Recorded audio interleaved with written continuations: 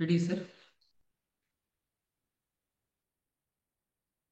ఓం శుక్లాంబరధరం విష్ణుం శశివర్ణం చతుర్భుజం ప్రసన్నవదనం ధ్యాయేత్ సర్వవిఘ్నోపశాంతయే నారాయణం నమస్కృత్య నరం చైవ నరోత్తమం దేవీం సరస్వతీం వ్యాసం తతో జయముదీరయేత్.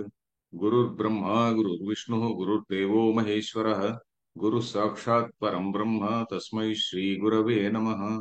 ఓం భగవద్గీత శ్రోతలందరికీ ఆహ్వానం. మనం ఇప్పుడు భగవద్గీత రెండవ అధ్యాయంలో 50వ శ్లోకం చదువుతున్నాం. గత క్లాసులో 49, 50 చూశాం. 49 అంటే దూరేణ హ్యవరం కర్మ బుద్ధి యోగా ధనంజయ. ఆ బుద్ధి యోగం అంటే ఏంటి? బుద్ధి యోగం అంటే ఏంటి? సమత్వ బుద్ధి. అంతకుముందు శ్లోకంలో చెప్పాడు కదా, సిద్ధి అసిద్ధ్యో సమోభూతం అన్నాడు. సిద్ధి నువ్వు ఈశ్వరార్పణ బుద్ధితో పనిచేసేటప్పుడు అది సిద్ధించిందా లేదా, సిద్ధి కావచ్చు అసిద్ధి కావచ్చు, వాటి రెంటిలో కూడా సమబుద్ధి కలిగి నీవు నీ నీ స్వధర్మాన్ని నువ్వు ఆచరించు అని చెప్పాడు. బట్ ఈ ఈశ్వరార్పణ బుద్ధి కాకుండా, సమత్వ బుద్ధి లేకుండా మామూలుగా చేసేటువంటి కామ్యకర్మ చాలా అవరం. అవరం అంటే చాలా చాలా తక్కువైంది అని చెప్పని అన్నాడు. ఆయన ఏదో పెద్ద బ్రహ్మాండం, ఇంక ఫలానా లోకాన్ని సాధించినాను, ఫలానా దేన్ని సాధించాను అని చెప్పని అనుకోవచ్చు కానీ, ఇంకేదో యజ్ఞయాగాలు చేశానని అనుకోవచ్చు కానీ, అదంతా కూడా చాలా తక్కువ లెవెల్ అంటున్నాడు. ఎందుకని? అక్కడ కర్మ అనే దానిలో ముఖ్యమైనటువంటిది ఏంటంటే, అక్కడ చిత్తశుద్ధి అనేటువంటి ఆస్పెక్ట్ లేదు. ఆయన గొప్ప యాగం చేస్తాడు, మరొకటి చేస్తాడు, అబ్బా నేను యాగం చేసి అనుకుంటాడు, నేను అంత గొప్పవాడిని ఇంత గొప్పవాడిని అని కొంచెం దంభం. ఓ, దంభం కూడా అంతో ఎంతో ఎలిమెంట్ ఆఫ్ దంభం ఉంటుంది. సో కాబట్టి చిత్తశుద్ధి అనేటువంటిది లేదు. తర్వాత యాగం చేయాలి, యజ్ఞం చేయాలి అంటే దానికి ఎంతో ఎంతో సాధన సామగ్రి కావాలి, మరొకటి ఇంకేదో డబ్బులు ఉండాలి, ఇంకా రకరకాలైనటువంటి వ్యక్తుల సహకారం ఉండాలి. ఇదంతా కూడా ఒకటి ఉన్నది, కష్టసాధ్యమైనటువంటిది. అంతేకాకుండా చాలా చాలా మెటిక్యులస్ గా చేయాలి. ఎందుకంటే దానిలో ఇతి కర్తవ్యత ఒక ప్రొసీజర్ అంటూ ఉంటుంది. ఆ ప్రొసీజర్ ప్రకారం ప్రొసీజర్ తప్పకుండా తప్పితే, పొరపాటున ప్రొసీజర్ తప్పామంటే దానిలో నెగటివ్ రిజల్ట్ వస్తుంది, ప్రత్యావయం అనేది ఒకటి వస్తుంది. సో అలాంటిది కాకుండా సరిగ్గా చేయాలి. ఒకవేళ సరిగ్గా చేసినా కూడా దానికి వచ్చినటువంటి ఫలం ఏదైతే ఉన్నదో ఆ ఫలం అనేటువంటిది అది లిమిటెడ్ టైం టైం బార్ అయిపోతుంది దానికి. అది దానికి కూడా ఒక షెల్ఫ్ లైఫ్ లాగా టైం బార్ అయిపోతుంది దానికి. సో ఆ విధంగా కర్మ అనేటువంటిది అవరం. Compare to what? Compare to బుద్ధి యోగాత్ అని చెప్పని అన్నాడు. తర్వాత శ్లోకంలో ఏమన్నాడు? బుద్ధియుక్తో జహాదీహ. బుద్ధియుక్తుడైనటువంటి వాడు, ఆ సమత్వ బుద్ధి కలిగినటువంటి వాడు ఇక్కడే ఇహ ఇక్కడే బతికుండగానే సుకృత దుష్కృతాలు ఈ రెంటిని కూడా జహాతి అంటే వదిలివేస్తాడు, తొలగించుకుంటాడు, వదిలేసుకుంటాడు అని. అది తస్మాత్ యోగాయ యుజ్యస్వ. అందువల్ల ఈ బుద్ధి యోగానికి నువ్వు సన్నద్ధుడు కమ్ము. యోగ కర్మసు కౌశలం. ఈ శ్లోకం చదివాము, భాష్యం కూడా కొంతవరకు చదివాము. చిట్ట చివరి వాక్యం ఒకటి ఉన్నది, కౌశలం. యోగం అనేటువంటిది కర్మ ఎందుకు కౌశలం అని చెప్పని అన్నాడు కదా. ఎందుకు కౌశలం అని చెప్పని తెలుసుకోవాలి. కౌశలం అంటే ఏంటి? స్కిల్. స్కిల్ అంతే. కుశాన్ లాతీతి కుశల అని చెప్పాను చూడండి. ఆ దర్భలు తెంచేటప్పుడు ఆ విద్యార్థులు పూర్వకాలంలో విద్యార్థులు పిల్లవాళ్ళని పంపేవారు, రేపు పోయి దర్భలు కోసుకురారా అని. వాడు పోయి దర్భలు తెంచుకొని వచ్చేవాడు. తెంచుకొని రావడంలో వాడు కొంచెం స్మార్ట్ ఫెలో అయితే చేతులు తెగకుండా తీసుకొని వస్తాడు. సో వాడిని కుశల అనేవాళ్ళు. సో కుశలం అంటే దాని మళ్ళీ ట్రాన్స్ఫర్ ఆఫ్ మీనింగ్ ఏమైంది? స్కిల్ అని వచ్చింది. The same skill transfer to any other activity. ఆ విధంగా వచ్చింది. దాన్ని సెమాంటిక్ చేంజ్ అంటాం కదా. సో ఆ విధంగా కుశల అనే పదానికి ఒక చేంజ్ వచ్చి కుశలం అనేటువంటిది ఇట్ ఈస్ జనరలైజ్డ్. సో ఇక్కడ దీనిలో కర్మ చేయడంలో కుశలం ఏంటి అంటే, ఈ వాక్యం చదువుదాం. లాస్ట్ వాక్యం, తద్ధి కౌశలం తద్ధి కౌశలం యత్ బంధస్వభావాని అపి కర్మాణి యత్ బంధస్వభావాన్యపి కర్మాణి సమత్వబుద్ధ్యా స్వభావాత్ నివర్తంతే. సమత్వబుద్ధ్యా స్వభావాత్ నివర్తంతే. తస్మాత్ సమత్వబుద్ధియుక్తో భవ త్వం. తస్మాత్ సమత్వబుద్ధి యుక్తో భవ త్వం. తద్హి కౌశలం. నిజంగా కౌశలం అంటే అదేనయ్యా అన్నట్టుగా, తద్హి అదే అన్నట్టుగా, తద్హి హి అంటే యస్మాత్, తద్హి కౌశలం అదే కర్మయ్యా కౌశలమయ్యా. ఏంటి? యత్ ఏదైతే బంధన స్వభావాన్ని అపి కర్మాణి, బంధన స్వభావమైనటు బంధనము కలిగించేదే దాని స్వభావం, అలాంటి కర్మలను అని ద్వితీయ బహువచనం. బంధ స్వభావాన్ని అపి కర్మాణి. బంధించే స్వభావము గల కర్మలను కూడా వాడు ఏం చేస్తున్నాడు? సమత్వ బుద్ధి స్వభావాత్ నివర్తంతే. ఈ సమత్వ బుద్ధి ఉండడం వల్ల ఆ బంధన స్వభావము నుంచి నివర్తంతే. నివర్తంతే అంటే వెనుక తప్పిస్తాడు అని. నివర్తనం అంటే దాన్ని తప్పిస్తాడు అని. నివర్తించడం అంటే బంధన స్వభావం నుంచి ఆ తప్పించడం అంటే ఏంటి? అది కర్మలు బంధించకుండా పోతాయి. అది నివర్తించడం అంటే ఒక పని నుంచి తగి వెనక్కి రావడం కదా. ఆ బంధన స్వభావం అనేటువంటిది తొలగిపోతుంది. ఆ బంధన స్వభావానికి ఆ స్వభావం కర్మలకు లేకుండా పోతుంది అని. సమత్వ బుద్ధి అంటే సమత్వ బుద్ధి ఉండడం వల్ల అని. సమత్వ బుద్ధి స్వభావాత్. దేని స్వభావాత్? వాటి స్వభావం ఏది? కర్మల స్వభావం ఏంటిది? బంధన స్వభావం. ఆ బంధన స్వభావాత్ నివర్తంతే, వెనక్కు తిరుగుతాయి. తస్మాత్ సమత్వ బుద్ధి యుక్తో భవ త్వం. అందువల్ల నీవు సమత్వ బుద్ధిని కలిగి ఉండు అని ఇక్కడ దీనిలో చెప్పారనమాట. నెక్స్ట్ లైన్ కూడా అది చెప్తుంది. నెక్స్ట్ శ్లోకం కూడా అదే చెప్తుంది.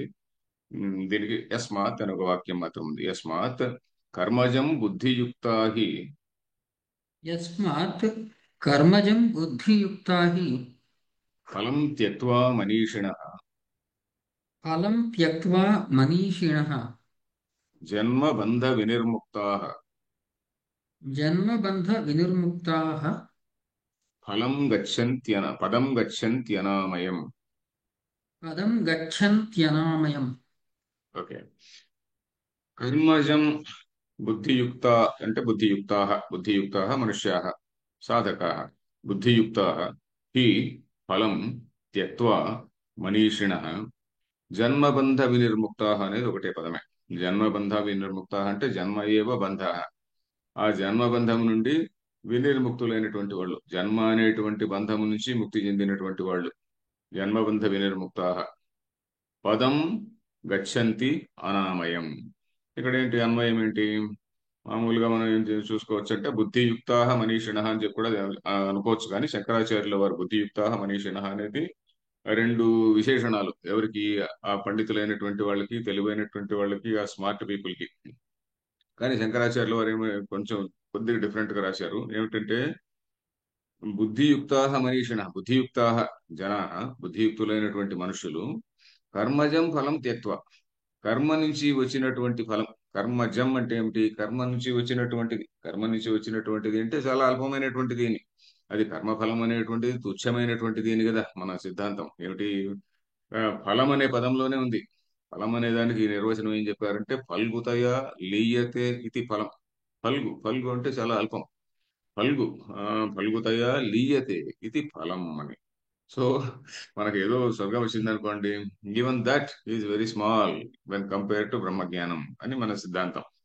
సో ఫల్గుతయాలియతే. సో కర్మజమైనటువంటి ఫలం, కర్మ నుండి పుట్టినటువంటిది ఏదైనా కూడా it has got a time limit. So అందువల్ల కర్మజం ఫలం బుద్ధియుక్త త్యక్వా వదిలేసి మనీషిణ భూత్వా అంటే జ్ఞానులై అని. అక్కడ మనీషిణకు బుద్ధియుక్తకు తేడా చెప్పారు. బుద్ధియుక్తులు అంటే ఏమిటి? సమత్వ బుద్ధి కలిగినటువంటి వాళ్ళు. వాళ్ళు కర్మజమైనటువంటి కర్మ నుండి వచ్చేటువంటి ఫలాన్ని వదిలేసి మనీషిణ భూత్వ అంటే జ్ఞానం పొందిన వారై అని. మనీషి అంటే మనీష అంటే జ్ఞానం. బుద్ధిర్ మనీష ధిషణ అని చెప్పని ఇవన్నీ కూడా సినానిమ్స్ అమరకోశంలో చెప్పేటువంటి. ధిషణ మనీష అంటే స్త్రీలింగ పదం. మనీష ఉన్నటువంటి వాడు మనీషి. మనం మనకు మనుష్యుడు అనేటువంటి పదము అది మానవ అనేటువంటిది మాత్రం మనువు నుంచి వచ్చినటువంటి పదము. మనుష్య అనేటువంటి పదము బహుశా మనీషి నుంచి వచ్చిందేమో, అది ఒకసారి చూడాలి. నుంచి వచ్చిందా, మనీషి నుంచి వచ్చిందా ఒకసారి చూడాలి. మానవ అంటే మాత్రము మనువుకు సంబంధించినటువంటి వాడు. అంటే వీఆర్ ఆల్ సన్స్ ఆఫ్ మను అన్నట్టుగా. దెన్ దాని తర్వాత మనీషి అంటే మనీషి అంటాం అనుకోండి. తెలుగులో కూడా మనీషి అనే పదం వాడుతుంటారు. మహామనీషి అని వాడుతుంటారు. ఈ మధ్య సంభవం దీనిలో మీటింగుల్లో ఇలాంటి వాటిలో మనీషి అంటే మనీషా ఉన్నవాడు మనీషి. మనీషిణ అనేది ప్లూరల్.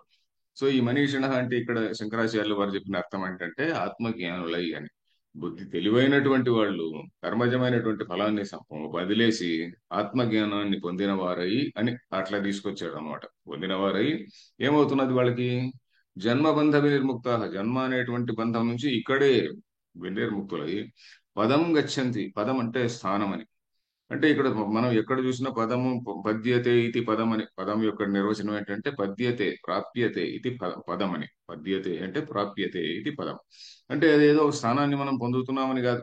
అక్కడెక్కడో ఆయన విష్ణుదేవుని పాదాల దగ్గరనో లేక శివుడి యొక్క పాదాల దగ్గరనో ఏదో ఒక స్థానాన్ని మనం పొందుతున్నాము, అక్కడ కాళ్ళు నొక్కుతుంటామని కాదు. పదం అంటే it is a state of awareness అంతే. మనం వేదాంతంలో ఎప్పుడే కానీ పదం అనే పద గచ్చంతి అంటే అక్కడెక్కడో ప్రయాణం చేసి వెళ్తున్నాడు, ఇంకేదో ఒక సోల్ అక్కడికి వెళ్తుంది అనే అది కాదు. ఏదో ఒక సోల్ అనేటువంటిది ఒకటి ఉంటుంది. ఈ సోల్ అనేటువంటిది అక్కడికి వెళుతుంది. అక్కడ కూర్చొని ఒక సూక్ష్మ శరీరంలో లేకుంటే ఇంకేదో శరీరంలో దివ్య శరీరంలో వాళ్ళకు సేవలు చేస్తుంటాం, పూజలు చేస్తుంటాం అని కూడా, భజనలు చేస్తుంటాం, ప్రసాదాలు తింటుంటాం అని కాదు. పదం గచ్చంతి అంటే, పదం అంటే పద్యతే ఇది పదం ప్రాప్యతే. అది ఏమిటది? గచ్చంతి అనే దానిలో కూడా వెళ్ళడం అనేటువంటి ధాతువుకి వెళ్ళడము ఫిజికల్ గా వెళ్ళడం అని కాదు. గమ్ అనేటువంటి ధాతువుకి గత్యర్థ జ్ఞానార్థ అని చెప్పని ఒక ఇది ఒకటి ఉన్నది. ఏ గత్యర్థ తే జ్ఞానార్థ, జ్ఞానార్థక ఏ గత్యర్థ శబ్దా తే జ్ఞానార్థక. గతి మూమెంట్ సూచించేటువంటివి, జ్ఞానాన్ని బోధిస్తుంది అని. అంటే దాన్ని మనం తెలుసుకుంటాము అని. దేన్ని? ఆత్మస్వరూపాన్ని తెలుసుకుంటామని. పదం గచ్చంతి అనామయం. అనామయం అంటే ఎలాంటి భయము లేనటువంటి స్థితి. ఎలాంటి మ్, ఆ, ఉపద్రవం అనే పదాన్ని వాడారు శంకరాచార్యుల వారు. ఎలాంటి ఉపద్రవము, ఎలాంటి దుఃఖము, ఎలాంటి బాధ లేనటువంటి స్థలము. స్థలము అంటే ఆ స్థానం, స్థానం అంటే స్టేట్ ఆఫ్ అవేర్నెస్. అలాంటి అవేర్నెస్ ను పొందుతాడు అని. పదం గచ్చంతి అనామయం అని. భాష్యం చూద్దాం. మనీషిణ ఎలా అవుతారు వీళ్ళు? చిత్తశుద్ధి ద్వారా. చిత్తశుద్ధి పొంది ఆ తర్వాత ఆత్మజ్ఞానాన్ని పొంది, బుద్ధి యోగం వల్ల ఏమవుతున్నది? మొట్టమొదటి చిత్తశుద్ధి పొందుతారు. చిత్తశుద్ధి జ్ఞాన ప్రాప్తి ద్వారేణ అని శంకరాచార్యుల వారు ఆల్వేస్ ఆయన కరెక్ట్ చేస్తుంటాడు.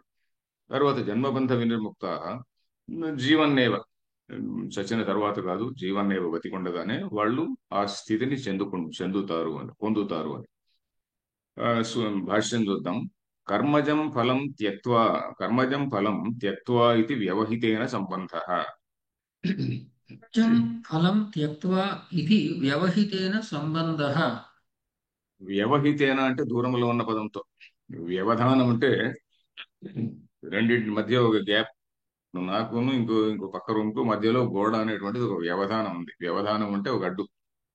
వ్యవహితము అంటే దూరంలో ఉంచబడినటువంటిది అని. మధ్యలో ఒక అడ్డు కూడా ఉన్నది. అలాంటిది వ్యవహితం. ఆ పక్క రూమ్ లో ఉన్నటువంటి కంప్యూటరో లేదా ఇంకేదో సంథింగ్ ఎల్స్ నాకు వ్యవహితంగా ఉంది. వ్యవహితం అంటే నాకు దూరంలో ఉన్నది. సో ఇక్కడ కర్మజం అనేటువంటి పదము ఫలం త్యక్వ అనేటువంటి అని దూరంలో ఉన్న దానితో సంబంధం ఉంది. ఇది మామూలుగా ఈ మామూలుగా భాష్యంలో ఇట్లాంటి పదాలు వస్తుంటాయి. ఇది వ్యవహితైన సంబంధ. వ్యవహితైన అంటే ఆ దూరంలో ఉన్నటువంటి శబ్దంతో సంబంధం అని. వ్యవధానం అంటే మధ్యలో గోడ, ఇద్దరి మధ్యన ఒక వ్యవధానం ఉంటాం. వ్యవధానం అంటే ఒక అడ్డుగోడ వచ్చింది అన్నట్టుగా. కర్మజం అనే పదము ఫలం త్యక్త్వ అని ఇది వ్యవహితైన సంబంధ. ఆ దూరంలో ఉన్నదంతో సంబంధం. తర్వాత ఇష్టానిష్ట దేహ ప్రాప్తి కర్మజం ఫలం కర్మభ్యో జాతం. ఇష్టానిష్ట దేహ ప్రాప్తి కర్మజం ఫలం కర్మభ్యో జాతం. బుద్ధియుక్తా సమత్వ బుద్ధియుక్తా బుద్ధియుక్తాః సమత్వబుద్ధియుక్తాః హి యస్మాత్ ఫలం త్యక్త్వా పరిత్యజ్య ఈ యస్మాత్ ఫలం త్యక్త్వా పరిత్యజ్య మనీషిణః జ్ఞానినః భూత్వా మనీషిణః జ్ఞానినః భూత్వా జన్మబంధ వినిర్ముక్తాః. జన్మ ఏవ బంధః జన్మబంధః తేన వినిర్ముక్తాః. జన్మబంధ వినిర్ముక్తాః జన్మ ఏవ బంధః జన్మబంధః తేన వినిర్ముక్తాః జీవంత ఏవ జన్మబంధ వినిర్ముక్తాః సంతః. జీవంత ఏవ జన్మబంధ వినిర్ముక్తాః సంతః. పదం పరమం విష్ణోః మోక్షాఖ్యం పదం పరమం విష్ణోః మోక్షాఖ్యం గచ్చంతి అనామయం సర్వోపద్రవరహితం ఇత్యర్థః. గచ్చంతి అనామయం సర్వోపద్రవరహితం ఇత్యర్థః. మొత్తం శ్లోకానికి ఒక వాక్యంలో రాశారు. ఏమిటి? కర్మజమైనటువంటి ఫలం ఏంటి? కర్మ నుంచి వచ్చేటువంటి ఫలం ఏంటి? ఇష్టానిష్ట దేహ ప్రాప్తి. ఇష్ట అనిష్ట దేహ ప్రాప్తి. ఇష్ట దేహ ప్రాప్తి అంటే ఏదో దేవ శరీరం వచ్చినది, ఇంకేదో గంధర్వ శరీరం వచ్చింది అంటే హ్యాపీగా ఉంటాం. మనిషి ఏదో వచ్చినా కూడా పర్వాలేదు, నాట్ బ్యాడ్. ఇంకేదో కుక్క జనదో లేక ఇంకేదో పందో ఇంకేదో సంథింగ్ ఎల్స్ వచ్చినది అనుకోండి, అది అనిష్టమైనటువంటి దేహ ప్రాప్తి. అది కర్మజమైనటువంటి ఫలం. ఏదో ఒక దేహ ప్రాప్తి అనేటువంటిది కర్మ నుంచి వచ్చేటువంటి ఫలం అని. కర్మభ్య జాతం. ఆ కర్మల వల్ల వచ్చినటువంటిది. కర్మభ్య జాతం, కర్మల వల్ల వచ్చినటువంటిది. దాన్ని బుద్ధియుక్త అంటే ఎవరు వీళ్ళు? సమత్వ బుద్ధియుక్త, ఈశ్వరార్పణ బుద్ధితో, ఈశ్వరార్పణ అనేటువంటి ఉద్దేశంతో సమత్వ బుద్ధి కలిగినటువంటి వాళ్ళు. వాళ్ళేంటి? హి అనే పదానికి యస్మాత్ ఎందుకంటే అని, ఫలం త్యక్వ పరిత్యజ్య, ఫలం దానికి ఉన్నటువంటి ఫలాన్ని నేను నా స్వధర్మం కాబట్టి నేను ఆచరిస్తున్నాను. ఈశ్వరుని ఆజ్ఞగా, ఈశ్వరుడి బంటుగా, like servant of the Lord, I'm doing it, putting myself in the shoes of the Lord అంటుంటాం కదా, ఆ విధంగా. సో ఫలం త్యక్వ పరిత్యజ్య మనీషిణ జ్ఞానినో భూత్వా. ఇక్కడ భూత్వా అనే పదాన్ని శంకరాచార్యుల వారు అధ్యాహారం చేసుకున్నారు. అధ్యాహారం అంటే కనెక్టింగ్ వర్డ్ అన్నమాట. కనెక్టింగ్ వర్డ్ అని మనం తీసుకొని వస్తే ఆ పదాన్ని ఏ విధంగా, ఆ వాక్యాన్ని ఎలా అర్థం చేసుకోవాలి అని. ఫలం త్యక్వా మనీషిణ అంటే రెండు ఆల్టర్నేటివ్స్ ఉన్నాయి కదా మనకు ఇప్పుడు. బుద్ధియుక్త అనే దాన్ని, మనం మనీషిణ అనే దాన్ని కూడా, రెండింటిని కూడా విశేషణాలుగా తీసుకోవచ్చు. అలా కాకుండా బుద్ధియుక్తులైనటువంటి వాళ్ళు కర్మజమైనటువంటి ఫలాన్ని త్యజించి మనీషిణ భూత్వా, భూత్వా అనే పదాన్ని ఆయన తీసుకున్నారు. మనీషిణ జ్ఞానిన భూత్వా అంటే ఏ విధంగా? మొట్టమొదటి చిత్తశుద్ధి, దాని ద్వారా జ్ఞానాన్ని పొంది భూత్వా జన్మబంధ వినిర్ముక్త. అదేంటి? జన్మ ఏవ బంధ. జన్మ అనేటువంటి బంధం, బాండేజ్. ఎందుకని? దాని నుంచి మళ్ళీ ఏదో కర్మ చేస్తాము, బతికినంత కాలం ఏదో కర్మ చేస్తూనే ఉంటాము. ఆ కర్మల వల్ల మళ్ళీ ఏదో పుణ్యమో పాపమో వస్తూనే ఉంటుంది.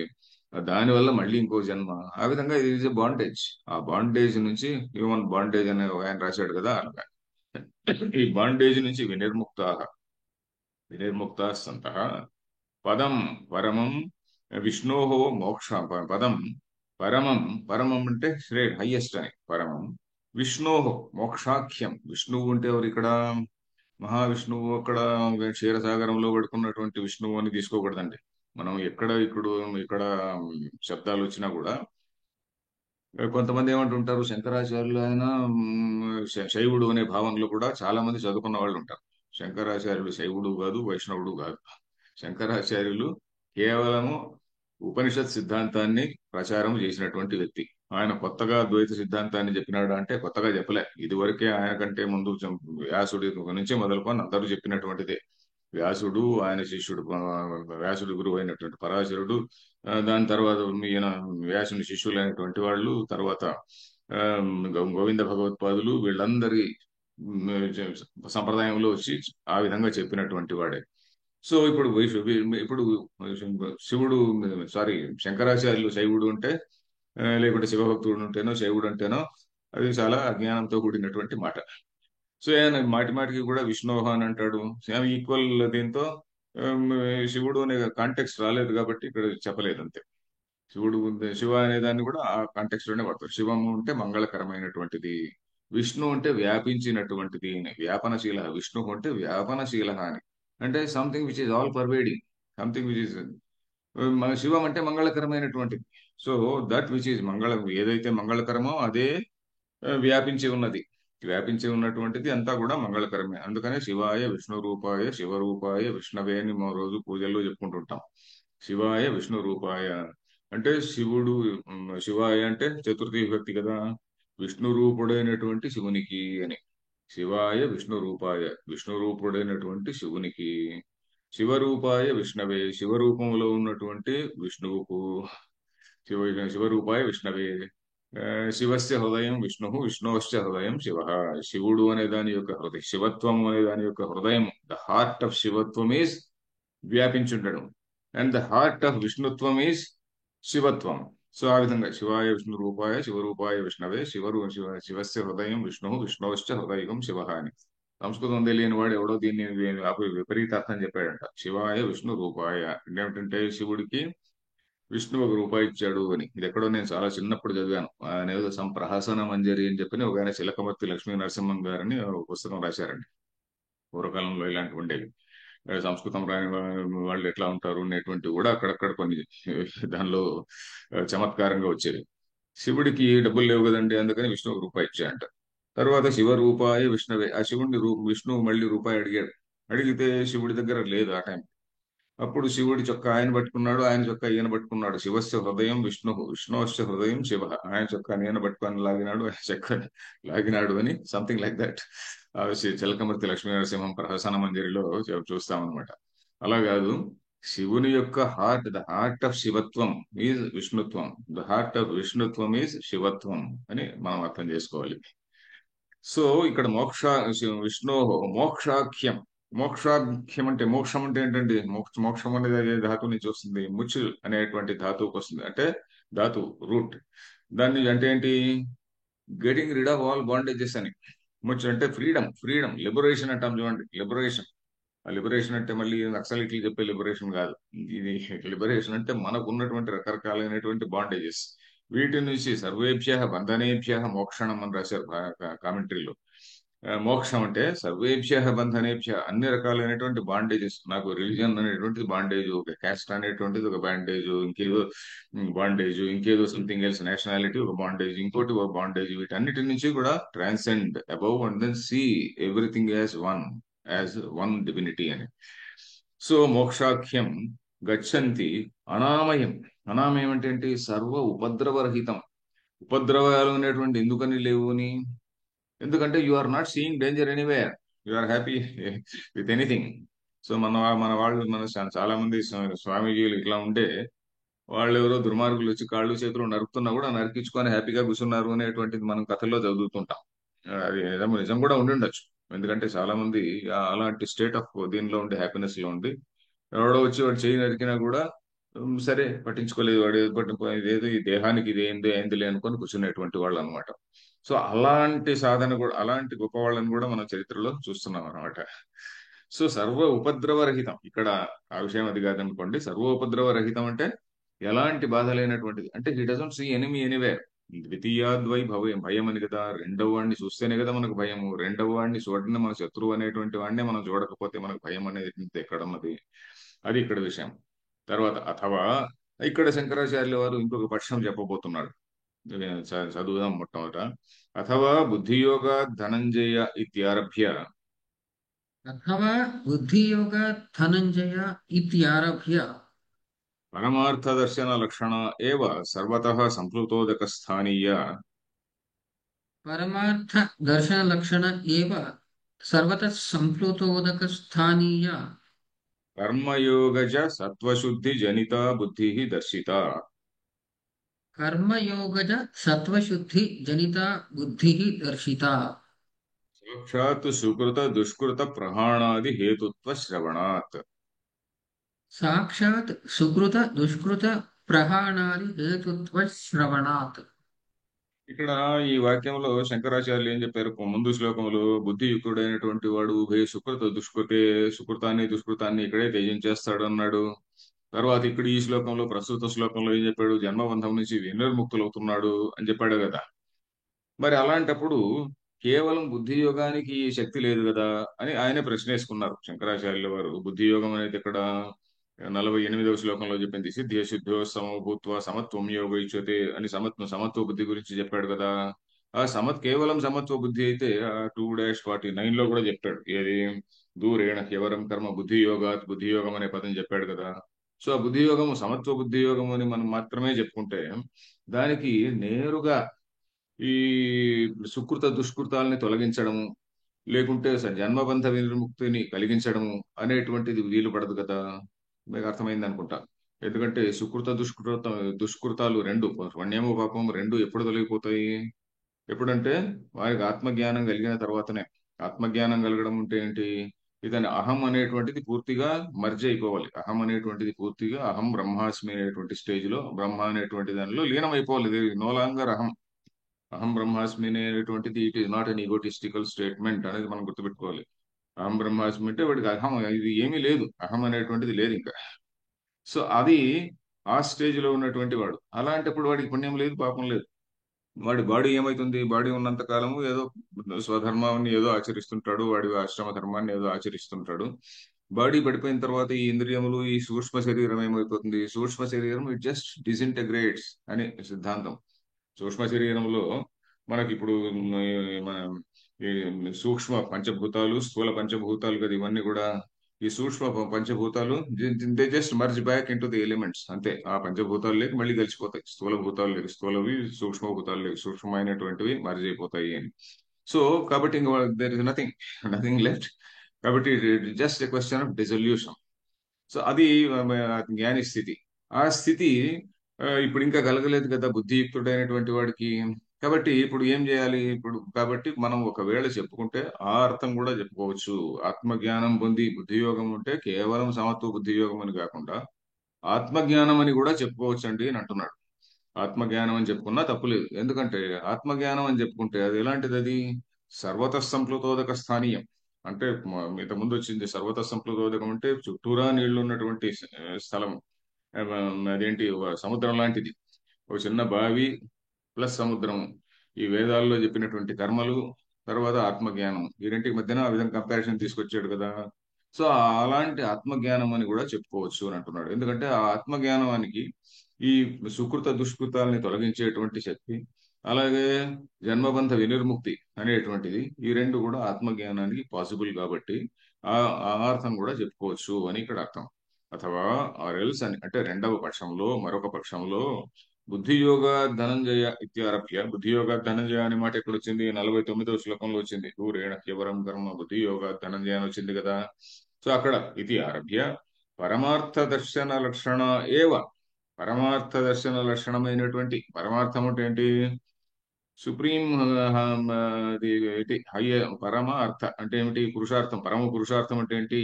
మోక్షాఖ్యం అంటే మోక్షం అనేటువంటి పేరు గలది, లేక ఆత్మ జ్ఞానం అనేటువంటి పేరు గలది. అలాంటి దాన్ని దర్శనం. పరమార్థ దర్శనం అంటే ఏంటి? దాన్ని అవగాహన చేసుకోవడం. దర్శన లక్షణ ఏవ. అలాంటి లక్షణము గల. ఏ విధంగా వచ్చింది అది? అంటే శ్రవణము, మననము, నిధిధ్యాసనము ఇవన్నీ చేశాడు, వైరాగ్య అభ్యాసం చేశాడు, ఇవన్నీ చేయడం వల్ల వచ్చింది అని. పరమార్థ దర్శన లక్షణ ఏవ. అది ఎలాంటిది? సర్వత సంప్లుతోదక స్థానీయ. మామూలు కర్మతో సంబంధం లేకుండా సర్వత సంప్లుతోదకం అంటే చుట్టూరా ప్రతి చోట ఆ, ఆ, అన్ని వైపులా నీళ్లు ఉన్నటువంటి స్థానం. అలాంటి స్థానము, అలాంటి స్థితి సర్వత సంప్లుతోదక స్థానీయమైనటువంటి స్థితి అని చెప్పుకోవాలి. అలాంటి స్థితిలో ఏమిటి? కర్మయోగ సత్వశుద్ధి జనిత బుద్ధి. ఇక్కడ కూడా మళ్ళీ క్లియర్ గా చెప్పాడు. కర్మయోగం నుంచి సత్వశుద్ధి. ఆ సత్వశుద్ధి అంటే అంతఃకరణ శుద్ధి. సత్వం అంటే అంతఃకరణం. అంతఃకరణ శుద్ధి జనిత, అంతఃకరణ శుద్ధి వల్ల పుట్టినటువంటి ఆత్మజ్ఞానం. ఆ ఆత్మజ్ఞానం అని కూడా చెప్పుకోవచ్చు. నేరుగా దాన్ని కూడా చెప్పుకోవచ్చు. 2 స్టెప్స్ లో చెప్పే బదులు ఒకే స్టెప్ లో కూడా ఆ విధంగా చెప్పుకుంటే తప్పులేదు అని అని అంటున్నారు. ఎందుకని? కేవలం సమత్వ బుద్ధికి ఈ సుకృత దుష్కృతాలని నేరుగా తొలగించేటువంటి శక్తి లేదు అని. కర్మయోగ సత్వశుద్ధి జనిత. కర్మయోగజ అంటే కర్మయోగం నుంచి పుట్టినటువంటి సత్వశుద్ధి, సత్వశుద్ధి నుండి పుట్టినటువంటిది ఆత్మజ్ఞానం. సో అలాంటిది దర్శిత అంటే ఆ బుద్ధి దర్శింపబడింది అంటే చెప్పబడింది అనుకోవచ్చు. ఎందుకని? సాక్షాత్ సుకృత దుష్కృత ప్రహాణాది హేతుత్వ శ్రవణ. సుకృతము దుష్కృతము ఈ రెంటిని కూడా ప్రహాణం, ప్రహాణం అంటే తొలగించేస్తుంది, నశింపజేస్తుంది అనేటువంటి హేతు అంటే కారణాన్ని చెప్తున్నాడు కాబట్టి అని. హేతుత్వ శ్రవణాత్ అంటే ఆ హేతు అంటే కారణం, దాన్ని చెప్తున్నాడు కాబట్టి. దానికి ఈ బుద్ధియోగం అనేటువంటిది సుకృత దుష్కృతాలని తొలగించడానికి హేతువు అని చెప్తున్నాడు కాబట్టి. ఈ సుకృతం ఈ బుద్ధి ఏదైతే ఉన్నదో ఆ బుద్ధి సుకృతము దుష్కృతము అనేటువంటి రెండింటినీ తొలగించే శక్తి ఉన్నది అనేటువంటి హేతువు చెప్తున్నాడు కాబట్టి. కాబట్టి మనం ఆ విధంగా ఆత్మజ్ఞానం అని చెప్పుకోవచ్చు అని విషయం. ఐ థింక్ అర్థమైంది అనుకుంటా. ఎందుకంటే సమత్వ బుద్ధికి కేవలం కర్మను నశింపజేసే శక్తి లేదు, కేవలము ఆత్మజ్ఞానానికే ఉంది. తర్వాత నెక్స్ట్ శ్లోకానికి చిన్న అవతారిక. యోగానుష్ఠాన జనిత సత్వశుద్ధిజ బుద్ధి योगानुष्ठानजनित सत्त्वशुद्धिज बुद्धिः కదా ప్రాప్యతే ఇది ఉచ్యతే. कदा प्राप्यते इति उच्यते. ఓకే. యోగానుష్ఠాన జనిత యోగానుష్ఠానం అంటే ఏమిటి? కర్మయోగానుష్ఠానం. ఆ కర్మయోగ అనుష్ఠానం అంటే అనుష్ఠానం అంటే దాన్ని ఆచరించడం. ఆ, ఏమంటే అనుష్ఠానం అయిందా అని అడుగుతుంటారు మామూలుగా. అనుష్ఠానం అయిందా అంటే పొద్దున్న లేచి సంధ్యావందనం అది ఇది చేసుకున్నావా అని అర్థం. యోగానుష్ఠాన జనిత, యోగానుష్ఠానం వల్ల, కర్మయోగను అనుష్ఠించడం వల్ల పుట్టినటువంటి, జనిత అంటే పుట్టినటువంటి సత్వశుద్ధిజ బుద్ధి. చాలా క్వాలిఫై చేసి వాడుతున్నాడు చూడండి.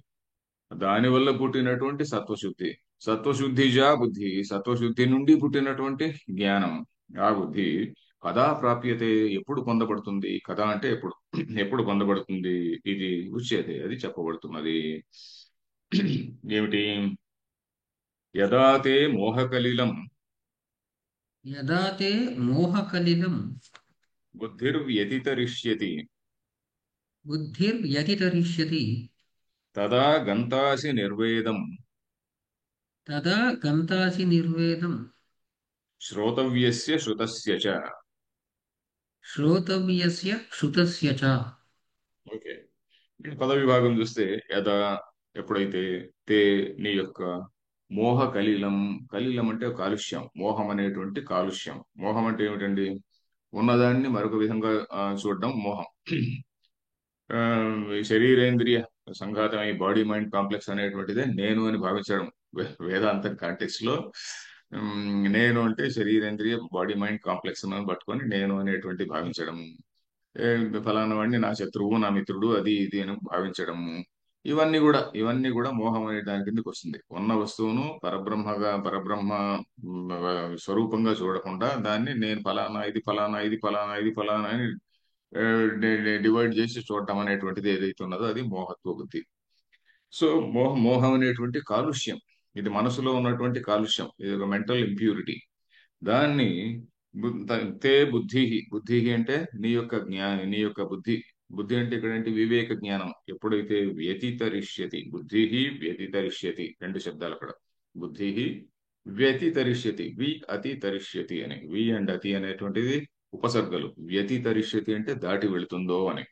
నీ బుద్ధి ఎప్పుడైతే ఈ మోహం అనేటువంటి కాలుష్యాన్ని దాటి వెళుతుందో అని, ఎప్పుడైతే నీ బుద్ధి మోహం అనేటువంటి కాలుష్యాన్ని దాటి వెళుతుందో అప్పుడు కదా, అప్పుడు గంతాసి, గంతాసి అనేది మళ్ళీ ఫ్యూచర్ టెన్స్. ఇది లుట్ అంటుంటారు, లుటర్ కాదు ఇది, లిట్, లిట్ అనేటువంటిది ఒకటి ఉన్నది. ఆ, గంతాసి పొందగలవు అని. గంతాసి నిర్వేదం, నిర్వేదం అంటే ఏంటి? వైరాగ్యం, వైరాగ్యాన్ని పొందగలవు. దేని వల్ల వైరాగ్యము? శ్రోతవ్యస్య శ్రుతస్య చ, బ్రహ్మాండమైనటువంటి పదం ఇది. శ్రోతవ్యస్య శ్రుతస్య చ. ఇన్నాళ్ళు ఏంటి వీడు ఎన్నెన్నో అవి ఇవి, అది చదవాలి, ఇది చదవాలి, నేను ఆ పురాణం చదవాలి, ఈ పురాణం చదవాలి, ఆ వేదం చదవాలి, ఇంకోటి చదవాలి, మరొకటి చదవాలి, ఎత్తి ఒకటి చదవాలి, నేను లేకుంటే శ్రోతవ్యం అదంతా, అవన్నీ శ్రోతవ్యం, చదివి తీరాలి అని, వినాలి, విని విని తీరాలి అని. శృతస్య, ఓ నేను అది తెలుసుకున్నా, ఇది తెలుసుకున్నా, ఆ సంహిత చదివా, ఈ సంహిత చదివా, అది చేసినా, ఇది చదివినా, ఇవన్నీ వీటన్నిటి వల్ల, వీటన్నిటి పట్ల కూడా వైరాగ్యం వస్తుంది. అరే చాలువయ్యా, చదివండి చాలు, ఇది అసలైనటువంటిది ఇది, ఇంకా మిగతావన్నీ కూడా చాలా చిన్న చిన్నవే కదా అనేటువంటి జ్ఞానం వాడికి వస్తుంది అనమాట. ఎందుకని? వాడు he sees oneness in all those things. ఇవన్నీ కూడా రకరకాలైనటువంటివి చెప్పారు. వేదంలో ఉన్నటువంటివి ఆయన స్వామి ఆ, చెప్పిన ఈయన స్వామి దయానంద సరస్వతి చెప్పినట్టుగా, వేదంలో ఉన్నటువంటి it huge mall. They క్యాటర్ to various types of people. రకరకాలైనటువంటి వ్యక్తులు, రకరకాలైనటువంటి కోరికలు ఉన్నటువంటి వాళ్ళు, వాళ్ళందరినీ కూడా దృష్టిలో పెట్టుకొని అందరినీ కూడా కలెక్టివ్ గా, ఇది పాలిటిక్స్ లాంటిదే వేదం కూడా. ఎందుకంటే పాలిటీషియన్ ఎలాగైతే అందరినీ దగ్గర చేర్చుకోవాలనుకుంటాడో, వేదం వేదం కూడా అందరినీ సమాజాన్ని యునైట్ చేయడం అనేటువంటిదే ఉద్దేశం కదండి. అంటే మ్, సత్యాన్వేషణ అనేది ఉంది. సత్యాన్వేషణ ఉన్నప్పటికి కూడా, సత్యాన్వేషణ ఎప్పుడు వచ్చింది? వేదాంతంలో వచ్చింది. కానీ రకరకాలైనటువంటి పూజలు, రకరకాలైన సంప్రదాయాలు, రకరకాలైన స్టేట్స్ ఆఫ్ మైండ్ లో ఉన్నటువంటి వాడికి, అది సగుణ భక్తి కావచ్చు, నిర్గుణ భక్తి కావచ్చు, ఉపాసన కావచ్చు, మరొకటి కావచ్చు, కేవల కర్మలు కావచ్చు, ఇంకా రకరకాలైనటువంటివన్నీ, to unite all, to include, all types of people. ఇక్కడ చూద్దాం. యదా తే మోహ కలిలం బుద్ధి వ్యతితరిష్యతి అంటే దాటి వెళ్తుందో, తదా గంతాసి నిర్వేదం శ్రోతవ్యస్య శ్రుతస్య చ, శ్రోతవ్యము అని ఇది వరకు. శ్రోతవ్యం అంటే ఏంటి? తవ్యం అంటే చేసి తీరాలి అని. గంతవ్యం పోయి తీరాలి, శ్రోతవ్యం విని తీరాలి, తెలుసుకొని తీరాలి అని ఇది వరకు భావించబడినటువంటివి. అంటే కర్మకాండలో చెప్పినవి, స్మృతుల్లో చెప్పినవి, మరొక దానిలో చెప్పినవి, మరొక దానిలో చెప్పినవి, రకరకాలైనటువంటివన్నీ కూడా అమ్మా ఇంక చాలే అనేటువంటి భావన మనకు వస్తుంది అని. గతదా గంతాసి నిర్వేదం. ఎప్పుడైతే నువ్వు ట్రూత్ను తెలుసుకుంటావో అప్పుడు వాటన్నిటి పట్ల ఒక రకమైనటువంటి వైరాగ్యం వస్తుంది. ఒక రకం అంటే రకం అని కాదులే, ఒక నిజమైనటువంటి వైరాగ్యం వస్తుంది అని. భాష్యం చూద్దాం. యదా యస్మిన్ కాలే యదా యస్మిన్ కాలే తే తవ తే తవ మోహకలిలం మోహ కాలుష్యం మోహాత్మకం అవివేక రూపం కాలుష్యం మోహకలిలం మోహాత్మకం అవివేకరూపం కాలుష్యం ఏన ఆత్మానాత్మ వివేక బోధం కలుషీకృత్య येन आत्मानात्मविवेकबोधं कलुषीकृत्य విషయం ప్రతి అంతఃకరణం ప్రవర్తతే తత్ विषयं प्रति अंतःकरणं प्रवर्त्यते तत् ప్రవర్తతే తత్ తత్ తవ బుద్ధి వ్యతితరిష్యతి వ్యతిక్రమిష్యతి तव बुद्धिः व्यतितरिष्यति व्यतिक्रमिष्यति శుద్ధిభావం ఆపత్స్యతే ఇత్యర్థః. शुद्धिभावम् आपत्स्यते इत्यर्थः ఇక్కడ పూర్తి సెంటెన్స్ పూర్తి కాలే, హాఫ్ సెంటెన్స్ అయింది. యదా తే మోహ కలిలం బుద్ధిర్వ్యతితరిష్యతి అనే వరకు.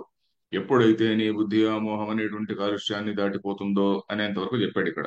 యదా అంటే యస్మిన్ కాలే, ఏ సమయంలో అయితే. అంటే దీనికి టైం లిమిట్ అంటూ ఏం లేదండి. యస్మిన్ ఇంకో ఏదో ఫలానా టైం లిమిట్ అంటూ ఏం లేదు. ఈయన సాధన తీవ్రతను బట్టి, సాధన ఎంత తీవ్రంగా ఉంటుందో, ఎంత శుద్ధంగా పరిశుద్ధంగా ఉంటుందో దాన్ని బట్టి ఆ తీవ్రత, దాన్ని బట్టి ఆ ఫలం.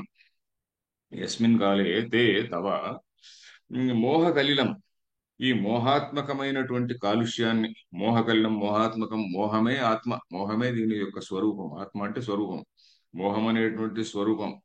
ఆ కల ఏమిటిది? అవివేక రూపం కాలుష్యం. అవివేకం అంటే ఏంటండి?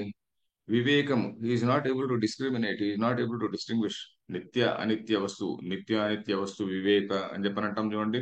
ఏది నిత్యము ఏది అనిత్యమని గాని, ఏది సత్యము ఏది అసత్యమని గాని, ఈ వీటి గురించి వివేకం చేయడం లేదు. దాన్నే వివేక చూడామణి అనే పుస్తకంలో కూడా చెప్పారు శంకరాచార్యుల వారు. ఆ Viveka Chudamani is basically for సాధకస్. Bhagavad Gita is for people of action. Viveka Chudamani people for, I mean సాధకులు ఎవరైతే ఉంటారో వాళ్ళకి అది వివేక చూడామణి. సో ఎనివే, వివేక రూపం అవివేక రూపం కాలుష్యం. ఈ అవివేకం ఏదైతే ఉన్నదో అదే కాలుష్యం అన్నమాట. అంటే inability to discriminate, inability to distinguish, inability to analyse, అదే కాలుష్యం.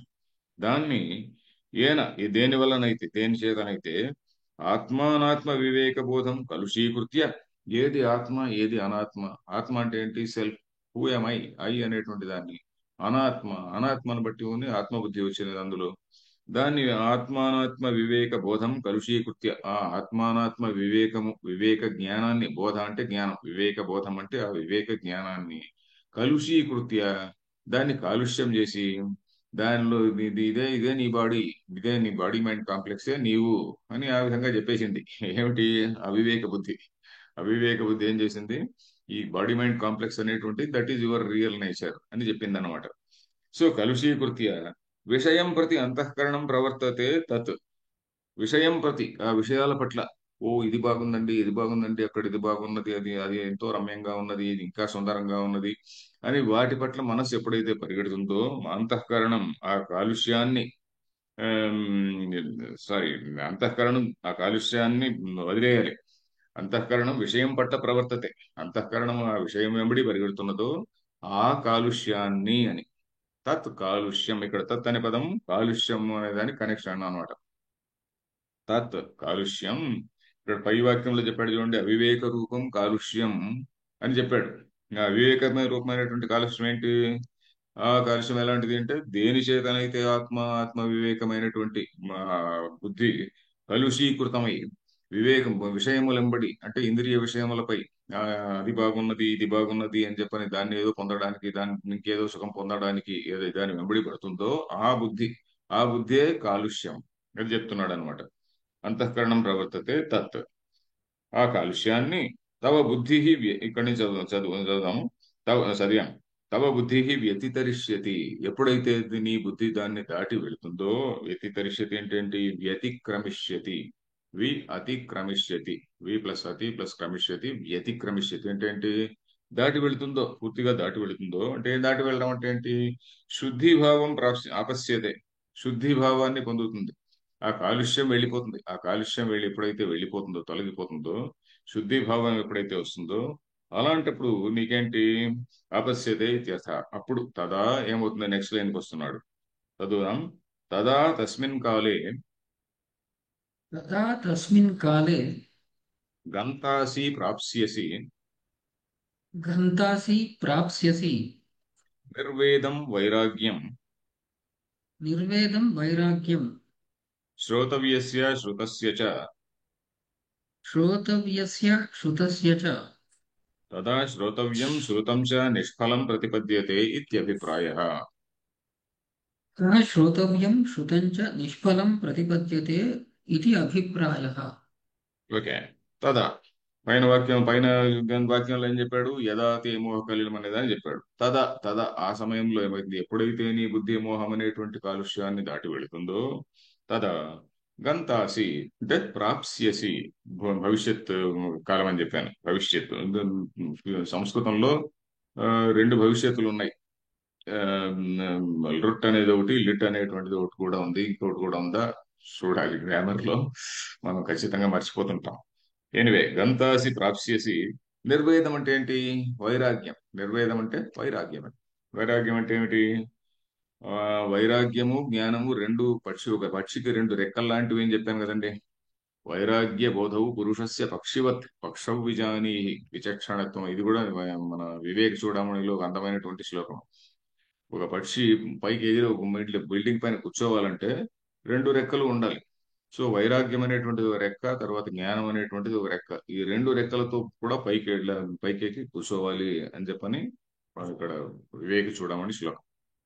సో దాన్ని వైష్ణవులు కొంచెం కొద్దిగా మార్చి వాళ్ళు ఏమన్నారంటే కర్మ జ్ఞానము రెండు రెండు రెక్కలు అని అన్నారు. వాళ్ళు కొంచెం మార్చారు తర్వాత. వైష్ణవ సిద్ధాంతంలో అది ఎవరు రాశారో తెలియదు. మేబీ వేదాంత దేశికులు ఎవరో రాసి ఉంటారు. ఆ దానిలో ఏమిటి? ఈయన వైరాగ్యము జ్ఞానము రెండు రెండు రెండు రెక్కలు లాంటివి ఈయనంటే శంకరాచార్యులు రాస్తే, వాళ్ళు జ్ఞానము కర్మ, ఎందుకంటే వాళ్ళు కర్మ కూడా ఇంపార్టెంట్ అంటారు కదా. జ్ఞాన కర్మ సముచ్చయవాదం అని చెప్పని మొదట్లో మనం చదువుకున్నాం. జ్ఞాన కర్మ సముచ్చయవాదాన్ని అద్వైత సిద్ధాంతం ఖండిస్తుంది. జ్ఞానము ఒకవైపు జ్ఞానము అని అంటూ, ఇంకొక వైపు నేను కర్మ చేస్తాను, నేను ఇదిగో ఈ కర్మ చేస్తున్నాను, నేను నేను అనేటువంటి బుద్ధితో నువ్వు కర్మ ఎలా చేస్తావు? అసలు నేను అనేటువంటిదే లేనప్పుడు నువ్వు జ్ఞాని కర్మ చేస్తున్నావు అంటే అది కర్మ సూపర్ఫిషియల్ గా కర్మలాగా కనిపిస్తుంది, కానీ అక్కడ కర్త లేదు. కర్త లేనటువంటి కర్మ. దాన్ని ఇంకా 3వ అధ్యాయంలో 4వ అధ్యాయంలో ఇంకా వివరంగా చెప్పబోతున్నాడు. కర్త లేనటువంటి కర్మ జ్ఞాని కర్మ అనేటువంటిది. కానీ అక్కడ ఏంటి? వాళ్ళు జ్ఞానము కర్మ రెండు చేస్తున్నానంటారు. చేస్తున్నాను అని చెప్పలేరు కదా. అది సంగతి. జ్ఞానము అంటే అప్పుడు నేను అనేటువంటిది లేదు. మరి జ్ఞానిగా నేను కర్మ చేస్తున్నాను అంటే కుదరదు కదా అని వీళ్ళు. ఎనివే, తదా తస్మిన్ కాలే గంతాసి ప్రాప్స్యసి నిర్వేదం వైరాగ్యం. దేని పట్ల వైరాగ్యం? శ్రోతవ్యస్య శ్రుతస్య చ. ఇన్నాళ్ళు ఇన్ని ఒక పెద్ద లైబ్రరీ లాంటి పుస్తకాలన్నీ కూడా జమ చేసుకున్నాం ఇంట్లో. పుస్తకాలు చదవకూడదని కాదండి. పుస్తకాలన్నీ ఉండాల్సిందే మన దగ్గర. అన్ని చాలా మంది పుస్తకాలు కొనరు. ఈ కాలంలో ఏమైందంటే చాలా మంది ఏంటి, అన్ని నెట్ లో ఉన్నాయి కదండి, నెట్ లో చూసుకోవచ్చు కదా అంటారు. కానీ పుస్తకం ఉంది అనేది ఎలా తెలుస్తుందండి? పుస్తకం ఉంది అనేది ఎలా తెలుస్తుంది? ఓకే, నీకు ఎవడో చెప్తే విన్నావు, అప్పుడు టక్కిమని ఏదో చూసుకున్నావు. But what about your kid who doesn't even know what is the size of Mahabharata, what is the scope of Mahabharata, what is the story of Mahabharata? కాబట్టి ప్రతి ఇంట్లో కూడా కనీసం మేము ఒక 100 పుస్తకాలు, ప్రతి మినిమం గా 100 పుస్తకాలు ఉండి తీరాలి అని నేను అందరికీ అడ్వకేట్ చేస్తుంటా. ముఖ్యమైనటువంటి ఎసెన్షియల్ గా భగవద్గీత పైన కొన్ని కొన్ని కామెంటరీస్, అలాగే భారతము, రామాయణము different types of different levels లో ఉంటాయి కదా, అలాంటి పుస్తకాలు. ఇక మన కల్చర్ కు సంబంధించినటువంటి పుస్తకాలు, ఆర్ట్స్ కు సంబంధించినటువంటి పుస్తకాలు, హిస్టరీకి సంబంధించినటువంటి పుస్తకాలు. సో ఇట్లాంటివన్నీ కూడా మనకు తెలిసి ఉండాలి. ప్లస్ సైన్స్ కు సంబంధించిన ఎక్కువ చెప్తుంటాము. ఆల్ అబౌట్ ఎవ్రీథింగ్ అని, no no no I mean tell me why అనేటువంటివి, ఇట్లాంటివి రకరకాలైనటువంటి ఉంటాయి కదా. ఇలాంటివి ఇవన్నీ వస్తుంటాయి. ఇప్పుడు వస్తున్నటువంటి హ్యారీ పాటర్ ఇవన్నీ కూడా ఇంకా ఎసెన్షియల్. మనం చెప్పినా చెప్పకపోయినా వాడే కొనుక్కొని వస్తాడు. సో ఎనివే ప్రతి ఇంట్లో కూడా కొన్ని ఎసెన్షియల్ సుభాషితాలు, ముఖ్యంగా సుభాషితాలు ఒకటి. సుభాషితాలు అంటే ఇప్పుడు కనీసం సుభాషితాలను అన్నింటినీ కూడా మనం కంఠపాఠం వేయిస్తుంటే, కొన్నింటినైనా కంఠపాఠం వేయిస్తుంటే వాళ్ళలో ఆ భాష వస్తుందండి. సుభాషితాలు ఎందుకు కంఠపాఠం వేయించాలంటే, సుభాషితాలు నేర్చుకోవడం వల్ల వాడికి ఇప్పుడు అంతో ఇంతో కొంచెం కొంచెం కొంచెం అర్థమైనా కూడా పెద్ద అయిన తర్వాత కొంచెం భాష పెంచుకుంటాడు. ఆ ఆ దానిలో శ్లోకంలో చెప్పినటువంటి ఐడియాను ఇంకా బాగా బాగా అర్థం చేసుకుంటాడు. చిన్నప్పుడు కొంచెం అర్థమవుతుంది, పెద్ద అయ్యే కొద్దీ దాని అనుభవంలోకి వస్తుంది ఆ వాక్యం. సో కాబట్టి సుభాషితం అనేటువంటిది అంత వెరీ పవర్ఫుల్, ఒక టైం రిలీజ్ క్యాప్సూల్ లాగా. చిన్నప్పుడు కొంచెం కొంచెం అర్థమవుతుంది, తర్వాత ఇంకా మెల్లి మెల్లి కొంచెం కొంచెం అర్థమవుతుంది. సో అది మెల్లిమెల్లిగా ఒక వృక్షంలాగా ఉంటుంది మన మనసులో. సుభాషితం అనేటువంటిది అంత గొప్పది. సో కాబట్టి ఆ సుభాషితాలు కొన్ని ఉండాలి. అలాగే మోటివేషనల్ వర్సెస్ అంటాం చూడండి, సంస్కృతంలో వందలాది వేలాది మోటివేషనల్ వర్సెస్ ఉన్నాయి. సో ఎనీవే, సో శ్రోతవ్యం శ్రోతవ్యం చ నిష్ఫలం, అదంతా నిష్ఫలం అని కాదు. ఇప్పుడు ఈయన ఇక్కడ ఇక్కడ కాంటెక్స్ట్ ఏమిటి? కాంటెక్స్ట్ అంతా కూడా నేను ఆ పూజ చేయాలన్నా, ఈ పూజ చేయాలన్నా, శివుణ్ణి పూజించాలన్నా, విష్ణువు పూజించాలన్నా, నేను ఇంకేదో రాహుకేతు పూజ చేయాలన్నా, లేక వారాహి పూజ చేయాలన్నా, లేక ఇంకేదో మణిద్వీప దీన్ని పారాయణం చేయాలన్నా, ఇవన్నీ కూడా ఉంటాయి కదండి. ఇవన్నిటి పలట ఇవన్నిటి పట్ల అరే ఇదంతా కూడా ఒకటేనండి, వీటన్నిటిలో కూడా ఒకటే చెప్పారు. ఇది ఒకే వస్తువు. ఒకే వస్తువు. సర్వాణి రూపాణి విచిత్య ధీర అని పురుష సూక్తంలో చెప్పినట్టుగా, సర్వాణి రూపాణి విచిత్య, అన్ని రూపాలని ధరించినది ఒకటే రియాలిటీ, పురుష. పురుష అంటే పురిషేతే ఇది పురుష అంటే ప్రతి ప్రతి ప్రాణిలోనూ, ప్రతి అంతఃకరణంలోనూ ఉండేటువంటి శుద్ధ చైతన్యం ఏదైతే ఉన్నదో అనేక రూపాల్లో ఉన్నది అనే విషయాన్ని వీడు సరిగ్గా అర్థం చేసుకొని వంట పట్టించుకుంటే, ఇంక మిగతావన్నీ కూడా he will not be confused. ఈ రోజు నువ్వు ఇది చేయాలయా, చేయకపోతే నీకు పాపం వస్తుంది అంటే సరేలేవా అనుకుంటాం. సో అది ఇంకేదో నువ్వు ఇదిగో ఫలానా రోజు నువ్వు చేసి తీరాలి, లేకుంటే పాపం వస్తుంది అంటే సరే చేతనైతే చేస్తాం, లేకుంటే లేదు, పెద్ద పంపలు మునిగేది ఏం లేదులే అనుకుంటాడు వీడు. సో ఎనివే, వేదాంతం చదివితే ఒక్కొక్కసారి మా మిత్రులు కొంతమంది అంటుంటారు, అయ్యా మీ ఫిలాసఫీ వింటే మేము నాస్తికులు అయ్యే ప్రమాదం ఉంది అని. నాస్తికులు కానక్కర్లేదు, కాము. నాస్తికులు కానే కాము. సరిగా అర్థం చేసుకుంటే నాస్తికులు కాము. అనవసరమైనటువంటి చేదస్తాలు పోతాయి, అనవసరమైనటువంటి భయాలు పోతాయండి. అనవసరమైన రకరకాల భయాలతో మనం సతమతం అయిపోతుంటాం, ఆ భయాలన్నీ పోతాయి. ఆ, భగవద్గీత సరిగా అర్థం చేసుకుంటే అభయం అనేటువంటిది ముఖ్యమైనటువంటిది. అభయం సత్వ సంశుద్ధి, అభయం అనేటువంటిది నిన్న మొన్న కూడా ఎక్కడో వచ్చింది. సో అభయం అనేటువంటిది వేదాంతం వల్ల వస్తుంది. శ్రోతవ్యస్య శ్రుతస్య చ తదా శ్రోతవ్యం శ్రుతం చ నిష్ఫలం ప్రతిపద్యతే. నిష్ఫలం, ఇదంతా పెద్ద పెద్ద పనికొచ్చేది కాదు అని ప్రతిపద్యతే. ప్రతిపత్తి అంటే జ్ఞానం, ప్రతిపద్యతే అంటే నిష్ఫలం అని తెలుస్తుంది అని. నిష్ఫలం ప్రతిపద్యతే ఇది అభిప్రాయ. నిష్ఫలం అని తెలుస్తుంది అని అభిప్రాయము. ఎందుకంటే వాటి నిష్ఫలత్వం. ఎందుకంటే ఆధ్యాత్మ శాస్త్రం, అధ్యాత్మం అంటే ఏంటి? ఆ ఆత్మ అంటే తాను, సెల్ఫ్ అనేటువంటిది ఏమిటి? What is the seer and I mean knower and known అంటాం కదా. లేకుంటే ఆ, ఆత్మ ఏమిటి, అనాత్మ ఏమిటి, అసలైన సుప్రీం తత్వం, సుప్రీం రియాలిటీ అంటే ఏమిటి? ఇది ఇది తప్ప మిగిలినవన్నీ కూడా అల్పమైనటువంటివే. మిగిలిన అన్ని కూడా అల్పమైనటువంటివే అనేటువంటి అవగాహన వీడికి వస్తుంది అని. ఓ టైం అయింది. So I think will stop here. Okay. ఓం పూర్ణమదః పూర్ణమిదం పూర్ణాత్ పూర్ణముదచ్యతే పూర్ణస్య పూర్ణమాదాయ పూర్ణమేవ అవశిష్యతే. ఓం శాంతి శాంతి శాంతి.